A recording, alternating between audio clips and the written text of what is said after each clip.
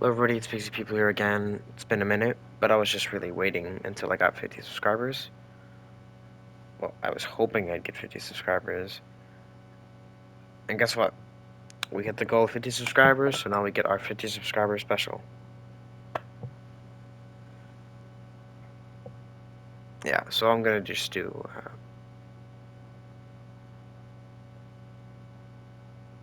I'm gonna just do a one-shot for my 50 subscriber special, and it's gonna be What If Deku was Nanami from Jujutsu Kaisen.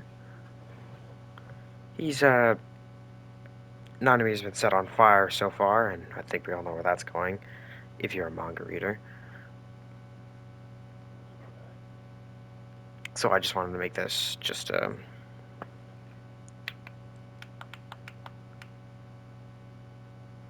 yeah, no, I just wanted to make it early, because 50 subscribers special, you know? Yeah, it's gonna be annoying. Anyways, hope you liked the video. Let's get into it. So, of course, we start our story, not with Deku's birth or anything, but with Deku exiting middle school. Thinking he wants to be a hero until he gets this feeling in his body. But he ignores it for a bit, until he goes to Bakugo almost getting killed, getting to the sludge villain. He didn't notice the sludge villain. Let's just say all my bottle just fell out of those baggy ass pants.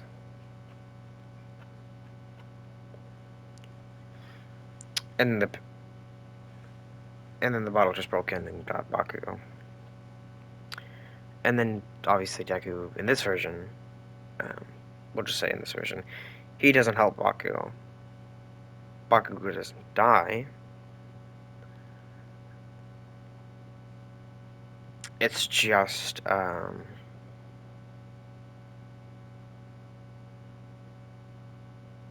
it takes heroes way too long to save Bakugo, and Bakugo basically almost dies because the heroes didn't want to help him, because they said they couldn't help, but even though that's not what a hero should think. Even if you can't help, still help, basically. Because basically, even if you feel like you're about to, if you try attacking, you're gonna die or something, still go help, because that's what a hero does, right? This is what's going through Deku's mind while he is thinking about this, and he realizes that he doesn't want to be a hero anymore. He wants to be something else. So he becomes, say, a lawyer. Let's say he goes through college and all that. Yeah, we're aging up Deku. He's now 18, and let's actually say he's 20. So Deku is 20 now. And we see Deku walking down the street with his eyes glazed over, realizing that he wasted his entire college years being a lawyer, because he realizes that lawyers only help people after their whole thing. Even though he wanted to help people, it seems like he's not really helping them. Since he obviously sees a lot of lawyers paying off the judge, he gets to see a lot of those cheap courts. And so Deku decides to be a hero again. But of course, he doesn't know how to become a hero because, you know, he doesn't have any superpowers. Until he feels this aura around him at one point, just randomly. So he looks around, and then he sees this creature. It has like spikes on its back, it has a giant tail, and it's like massive. And it's covering its head, even though no one else is pointing out the fact that it's a giant lizard creature. That totally looks suspicious, and no one's looking at it. And then everyone gets weirded out when Deku asks if they can see that, and then they look over and they just see a crowd of people. And then Deku gets confused. Then he walks over to the lizard thing, and the lizard thing turns, actually cutting 4 people in half while he turns. Like, Deku sees people get cut in half, and everyone screams in horror when the people get cut in half. And so Deku, not knowing what to do, just takes his tie, which for some reason starts glowing, and Deku wraps it around his hand and starts fisticuffing the lizard. And then everyone can obviously see Deku's actually punching something. Like, it's not like he's punching air, he's actually punching something. Like his fists are connecting to something. Because if they weren't, it would look like they're just whooshing without any collision. But Deku's fists obviously like collision, and then they bounce back, and then he collisions to another thing, bounce back. So everyone gets weirded out that there's an invisible villain that they can't see. But luckily for them, this random guy knows he can see it, and is helping them. And they all run away and call heroes to help. But of course, when the heroes show up, they're confused on what Deku is swinging on. But then they see really quickly when the villain, uh, actually the cursed spirit, sprints over to them and like actually cuts their arm off, and then they realize that there's something near them, but they can't see it. And for some reason, when they go to swing where Deku is swinging, there's nothing there. Then they get confused on how the villain is avoiding them, but this random citizen is able to swing on it. And obviously, it's this little technique called uh, sorcery. Yeah, in this version of the story, there's two types of powers, the two power systems.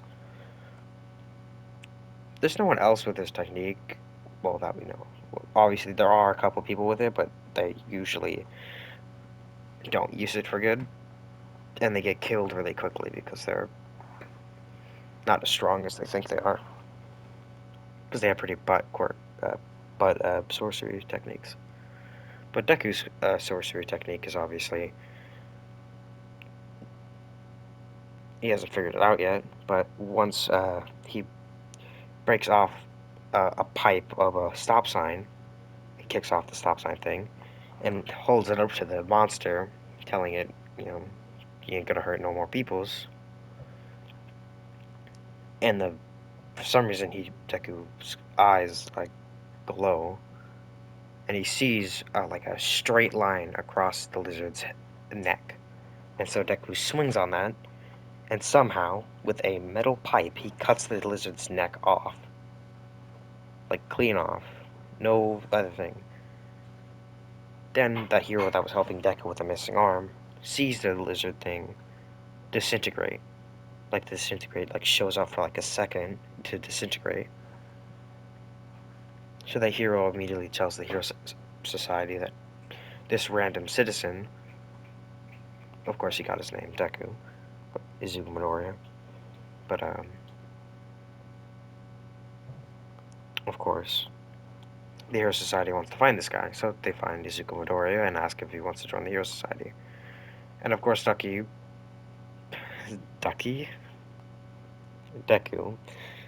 obviously wants to join the Hero Society, so of course, he joins it.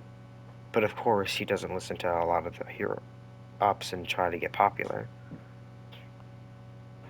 He just walks around with a bludgeoned weapon. He doesn't really care what.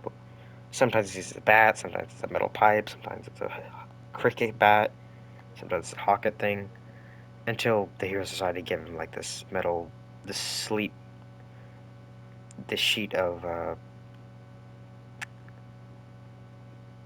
They give Deku Nanami's weapon basically, but it's not Nanami's weapon.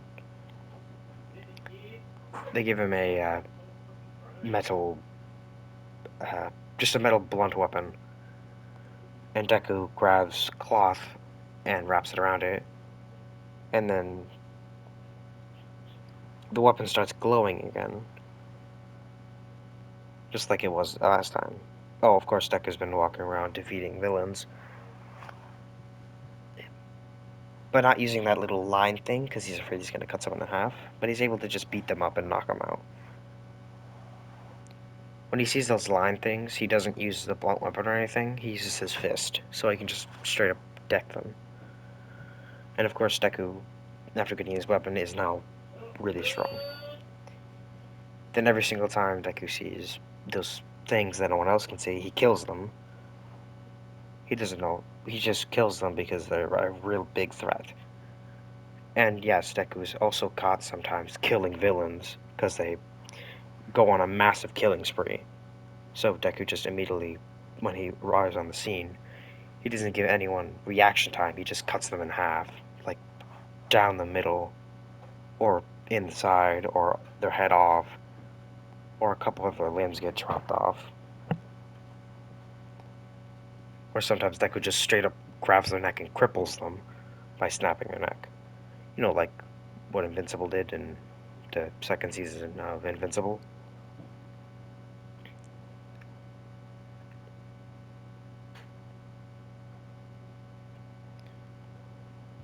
Okay, Deku after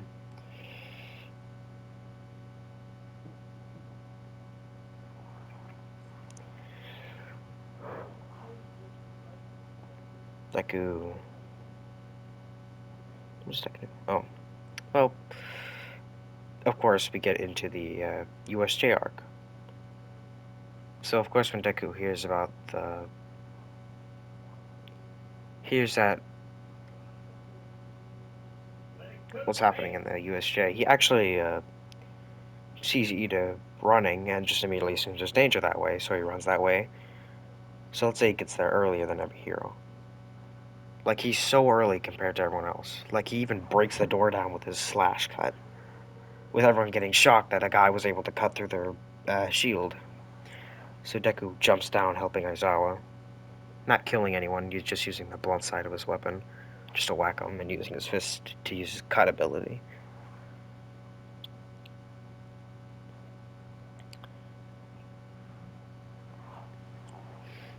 Both both Deku and Aizawa just take out almost the entire army. And then when the Nomu goes to attack Aizawa, Deku, like basically was on this slow-mo state, lifts his weapon and cuts the Nomu's arm off. And then he just slashes over the place, like what Toji did in against I can't remember his name. The guy with the brain inside his head now. That guy, yeah. That's what happened. Then he just slashes the Nomu so far up that it just falls to pieces. But of course, this Nomu, a lot of my Nomus are usually weak or strong. You'll get either a weak or a strong Nomu.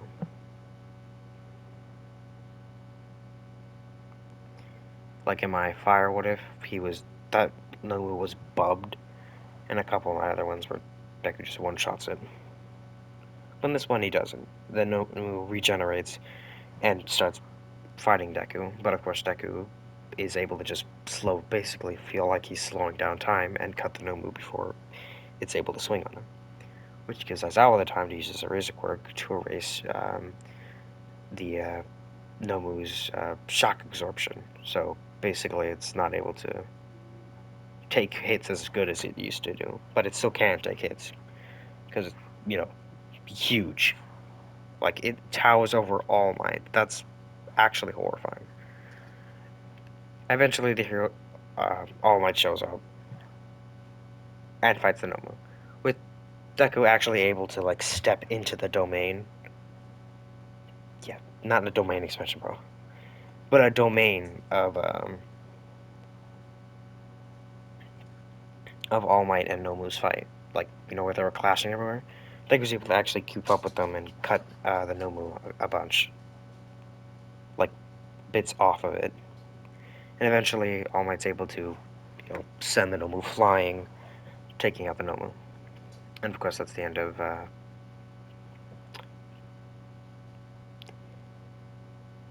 that's the end of USJ arc. So Deku leaves and checks if the students are alright. Of course they are alright. Oh, this is not, yeah, this is a new set of students. So basically, actually, let's say, wow, that doesn't make any sense, does it? Because all this stuff happens afterwards. Okay, let me change some stuff. Okay, let's say Deku was before everyone else. Like, he's born before, before, and is 20 when everyone else is like 14. Let's say that. And then instead of Bakugo getting kidnapped, actually it is Bakugo, but Deku doesn't know it's Izuku Midori doesn't know it's Bakugo because he doesn't know him. Let's just say Deku's older than everyone in the original cast. Okay? Catch my drift? Thank you for catching my drift. Let's hope you caught my drift. If you don't, just comment it and say, I didn't get what you said, then I'll just text you a message. If I don't get around you for like a week, I'll get around there eventually. Anyways. Deku, after helping a couple of the students, like Mina, Bakugo, Mina, Mina twice, I'm kidding, Hagakure, Todoroki. Yeah, he basically helps all of them. And they all like start to look up to Deku. And this one student named, um, let's say, let's actually say Kirishima. But let's say, no, no, no. No, I'll actually say Todoroki this time. Todoroki actually looks up to, not to this hero named, for some reason Deku called himself just a normal name, Nanami. Yeah, Deku's hero name is Nanami, because I just felt like naming that.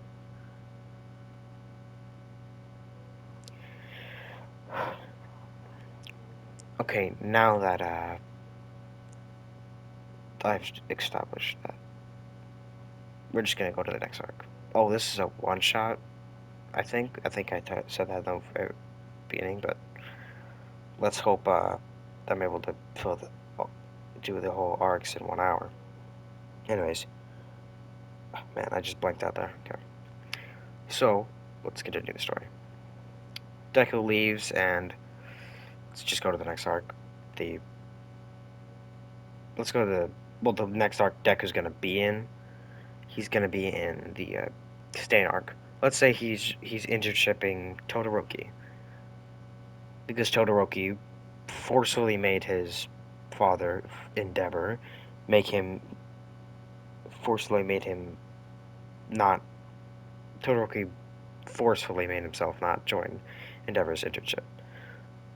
So Todoroki internships with Deku, and Deku and I have only having an old office building.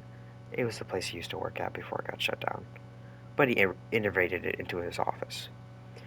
And of course, Todoroki enters, and Nanami is shocked that someone actually. Deku is actually shocked that someone would actually join his club. But he welcomes Todoroki with a handshake, and then they start talking. Oh, if you're wondering where Deku's office is, it's actually in like the mid area of where the Stain arc takes place in. So while they're talking and saying what what Deku does and how he works, and Todoroki should expect him to sometimes just cut air and then bodies will appear. And so Deku just explains how his powers work to Todoroki, and Todoroki does the same to him, to Deku. And of course, Deku then feels an energy off Todoroki that he hasn't felt since he first fought that lizard villain. Oh, if you're wondering, Deku is now like 21.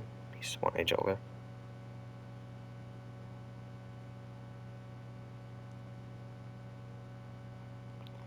And of course, Deku and Todoroki then exit the building to realize that their Nomu, the flying Nomu, picks up Deku and just flings him off. But of course, Deku, having his weapon on him at all times, cuts the Nomu in half and then basically incinerates it to mince meat, you know? And then he falls to the ground, but Todoroki saves him with an ice slide. And then they go running into the area, fighting everything else, until Todoroki realizes that he doesn't see Ida anywhere, even though he was intershipping here too. So he slides away and then of course, Deku, being the hero he is, he follows him. Considering that the number 2 hero is there, it should be fine.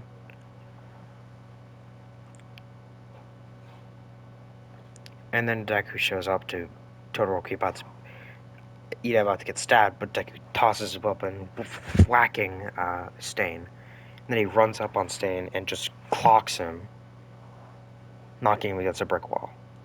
And then Deku grabs his weapon and then hits a pose, like a stance.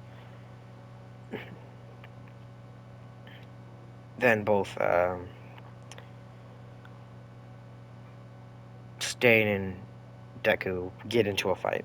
Of course, the fight is a lot of clashing and Deku breaking a lot of Stain's weapons because they're really rusted and Deku's been like polished a buttload. And eventually Deku gets a clean shot on Stain's arm, and then he takes Stain's arm off, making Stain bleed. But the reason, yeah, and Stain is like really thinking Deku's not a hero, like in his eyes. So he just grabs a secret knife and stabs Deku in the arm. But of course, Deku just drops his weapon, switches it to the other arm, and whacks without his technique against Stain's head and knocking Stain out. But the knife's still in him, so he puts his weapon away on his back and then tears the knife out. And then he drops the knife and takes off a couple of the cloth from his weapon and heals him and puts it on his body.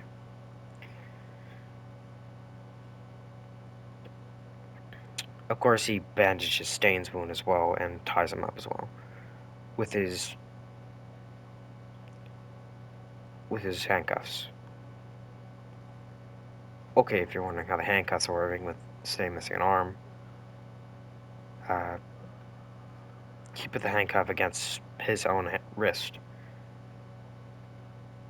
What Deku didn't realize is that Stain was slightly awake before he got knocked out and gripped his weapon and hid it behind his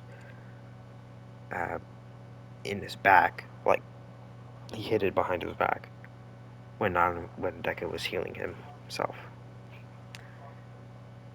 And then eventually Ida and Todoroki get back up, and then Deku brings the Stain outside of the hallway until a really big Nomu. This one even towers over the actual Nomu. Let's just say Shigaraku's have one more Nomu, and this one was like really strong, but not as strong as the original Nomu. So of course, Deku pulls out his sheath to fight it, until weirdly the creature is actually really fast and actually clocks Deku's stomach in, making Deku spit out a buttload of that anime spit, and then Deku gets sent upwards, like skyworthy upwards. And then Stain pulls out. If you're wondering where Stain is, he cut his chains really easily, and so Deku's just in the air, realizing that Stain broke out and gets scared. Not for his own life, but for everyone else down there. But luckily for Deku, this Stain just rapidly stabs the Nomu's head, killing the Nomu, because this one isn't as strong as the Nomu, not as regenerable as the other one, you know. So of course, Stain kills the Nomu, and before he can go swing on Ida, Deku shows back up and just drop kicks him from the sky. But before Deku can land, when he lands, his leg breaks, because that's a normal human's response to being sent flying into the stratosphere, basically. And we see a bit of blood drip from Deku's mouth, because, he got hit so hard. Like, the spit was just the beginning, and he just started bleeding out of his mouth. And of course, Todoroki and Ida help Deku up. If you're wondering about Stain, yeah, he has his entire neck snapped. That kick hit his neck on accident. Deku didn't mean to, he was just gonna hit his face, but he hit his neck, and then Stain actually dies. Okay, Stain perishes. And that's the end of the Stain arc. How are we doing on time? Pretty good, actually. I didn't expect that. Anyways, Deku says goodbye to Todoroki in the hospital, and because Deku has a broken leg. And since, let's say Deku misses out on the whole All Might versus All for One fight, that's the only reason why. His leg's broken. And of course, after that fight, his leg heals miraculously. I'm kidding. But his leg heals naturally. And so, Deku just leaves and ends his,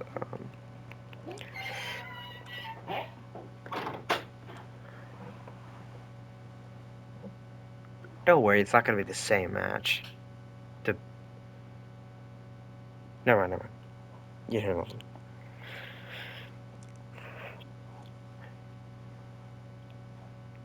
Deku.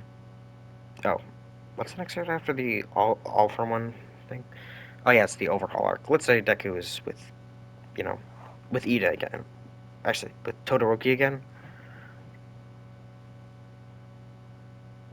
And both Todoroki and him are on a mission to find one of the cohorts to overhaul. And let's say that cohort is that shield dude and the big buff dude.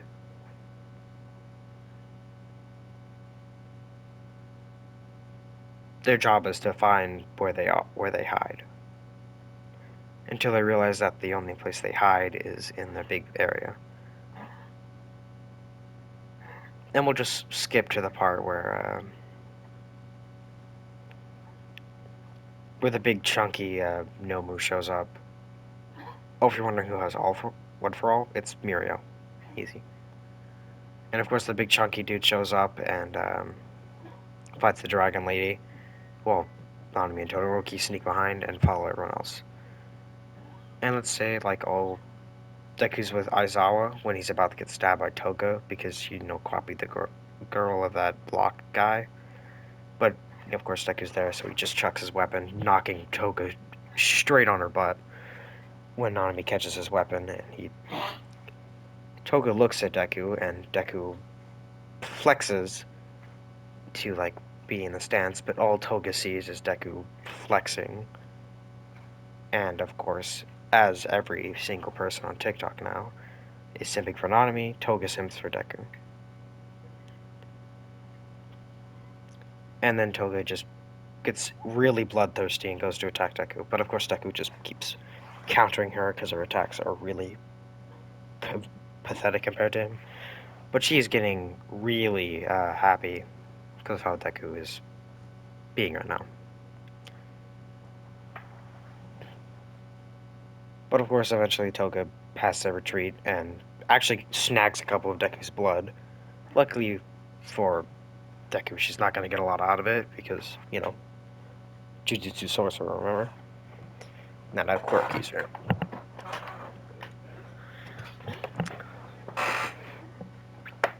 Yeah, that was it. Sorry about that. Okay. So Deku, after defeating Toga, well, not defeating, but after Toga retreats, Deku finds Sir Night-Eye and follows him, like in the original. And then Sir Night-Eye and him break through the window. And in this version, let's say Mirio was fast enough to just take air and dodge the bullet. So Mirio doesn't lose his quirk. Okay, anyways, after Deku shows up, he fights Overhaul. Of course, Overhaul is like, definitely can't touch Deku, because Deku has gotten a rundown of how Overhaul's quirk works, so he just blocks all of Overhaul's attacks. Like right now, Deku doesn't want to cut him, because he doesn't know what happened to Eri. Until he realizes, when he looks at the kid and realizes what the hostage situation meant. And then he immediately cuts Overhaul's hands clean off. But luckily for Overhaul, he blew up his other arm and regenerated it as quick with like a thing of his pinky and kept one of his hands, which made him able to grab his other hand and reattach it. And then he ran over to his guy who'd got, caved in by Mirio, and then he becomes his big chunky self. And of course, this Deku fights Overhaul. Let's say like Overhaul like shoots a giant tendril at Deku, but Deku like dodges it and cuts it in half. But that tendril actually turns into like a spike ball and it like goes rolling towards Deku. Of course, Deku cuts it in half again, and Deku just rolls out of the way when the thing goes and rolls back at him.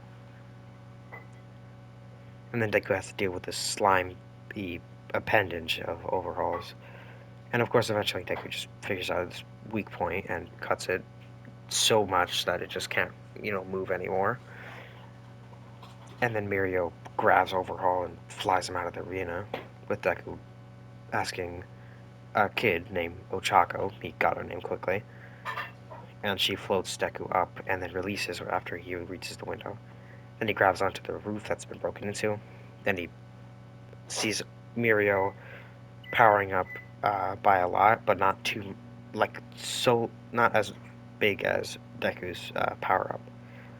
But of course, because Mirio didn't have Toga area around his body.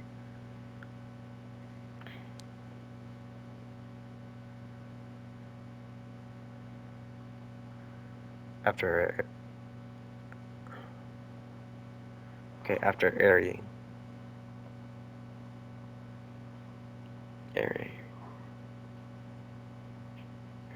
Oh, sorry, blinked out. But Deku helps Mirio by cutting a giant chunk of, not a giant chunk, but let's say Deku cuts off like a lot of the limbs of Overhaul, which makes Mirio able to come in for the punch. But of course, this punch isn't as strong as Deku's original punch that knocked Overhaul clean out. This one just barely, almost knocks him out, but like he pulls back just by pure rage. And then he regenerates his stuff and actually smacks Deku into the air again. But this time, instead of Deku going all the way up, he stabs the end of Overhaul, grabs his neck, his actual neck, and just tears him straight out. Just by the sheer force of his muscles, that's what he does. And before Overhaul can, pop stuff, Deku cuts off his arms. But this time, Overhaul wasn't able to react because he was just trying to get the limbs.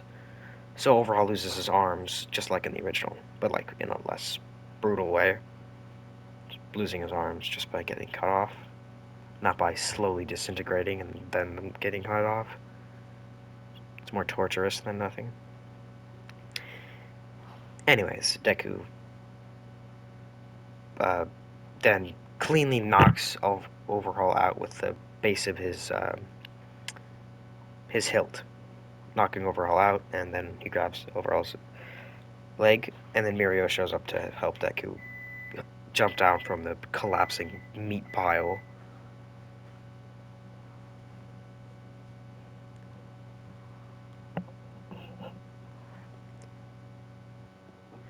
Okay, after Deku does that, it's the end of the Overhaul arc, and it's starting the War arc.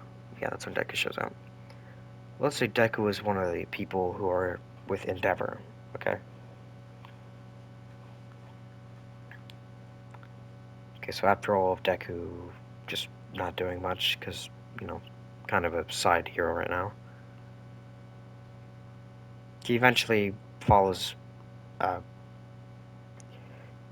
he attaches himself to Endeavor, flying towards Shigaraki. The way he attached himself is that he wrapped a rope around Endeavor and himself, and Endeavor let this happen because he's less of a douche in this version. Not less of a douche. He's in his I guess, arc of being a good guy, better guy, better dad stuff. She's not too good of a dad. Never mind. Never mind, yeah, that's how Endeavor's allowing allowing in allowing Deku to do this. And then eventually Endeavor flies over to Shigaraki, and Deku flings himself towards Shigaraki first, cutting Shigaraki in half immediately, seeing how much destruction he can do so quickly, and how many people he's taken. And this obviously catches Shigaraki off guard, because remember, the only time uh, Shigaraki has seen Deku is when he fought the Nomu, and even then, it was really All Might who did all the work in Shigaraki's eyes. And after sounding Deku uh, is falling straight to Earth, the Dragon Lady shows up and saves Deku, and then the Dragon Lady and him team up to help Deku gets his big cuts off. But of course, Shigaraki eventually just overpowers them and defeats the Dragon Lady, dropping Deku. Before Deku can drop to the ground, Shigaraki grabs his leg, expecting a disintegration, but it doesn't happen, so he just chucks Deku towards the area he's flying towards. No apparent reason, he just wanted to do that. So eventually, Deku lands right next, breaks through like a bunch of buildings. Let's say this, he uses his curse technique to like make a big bubble of energy around him, which just breaks through a couple buildings. It still hurt a lot, and his back is like slightly cracked. Like we get like an X-ray where his back is slightly bent back and it's basically kind of snapped. You can hear like a big crunch, but it's not like a broken bone. Of course, lucky for Deku, let's say there's like a healing recovery girls around there, and recover. There's Deku with a kiss, and then he gets back up and tells recovery girl to get out of there. Of course, she just leaves. Yeah, plot convenience. You know, no, it's not recovery girl. It's just a random person who can heal. Let's say it's not as good as recovery girls, but she can still heal Deku because it wasn't that big of an injury. And then when Deku and Shigaraki were fighting, uh, you heard a murmur of he wants a one for all. He doesn't know what that is, but he definitely heard Mirio's name in there, and he remember working with that kid. So he tries finding him, and finds him eventually, saving a couple people, until he sees Shigaraki flying straight towards him. But of course, Mirio senses Shigaraki towards him, so he saves those couple people, and then he runs straight at Shigaraki, with Deku being scared because, shoot, this kid's gonna kill himself. Because if he almost got killed, what's this kid gonna do? Until Mirio just starts pulling out quirks Deku's never seen, like Mirio's black whip. Let's say in this version it's actually yellow instead of dark green. It's yellow this time. And then Deku tries to find some way to get up to them because both of them are basically flying. Then he sees Aizawa in the distance, who's canceling Shigaraki's regeneration quirk, his disintegration quirk, after it started working again. And of course, once he sees the chance to attack Shigaraki when Shigaraki goes to attack Aizawa. But before he can do that, Deku cuts Shigaraki's head off. But in the most creepy way possible, he just grabs Aizawa's face anyways and tears a pound of flesh of it, and then he just punches Mirio off him, flies over to his head, and just puts it on and snaps it right back on. And then Shigaraki just starts targeting Deku, mostly because he sees him as a real threat, like Aizawa is. Because, he cut him in half a buttload of times and cut a bunch of his limbs and his head off. So he definitely sees Deku as a threat. So Deku starts cutting, barely being able to predict, let's say, Shigaraki's moves. So he's able to save himself a buttload of times. And eventually Mirio shows back up and fights Mirio. Eventually, Gigantomachia shows up and just, you know, punches Deku's lights out and knocking him straight out. And let's just say everything that happens in the original timeline, but this time with Mirio. Of course, without Mirio wanting to save Shigaraki.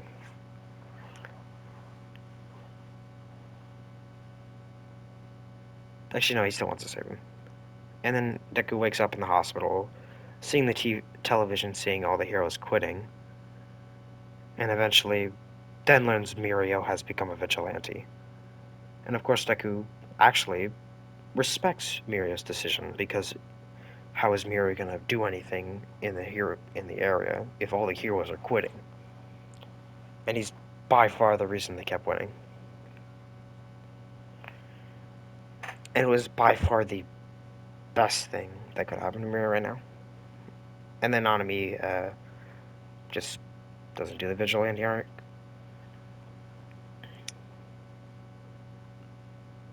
And now we're on to the final arc of My Hero Academia.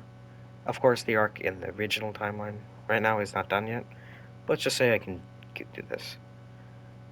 So of course, let's skip all the way from all the original stuff, and eventually Nanami shows up uh, with Bakugo, Deku, and Bakugo, Bakugo, Deku, and Mirio, and All for One and Shigaraki are connected.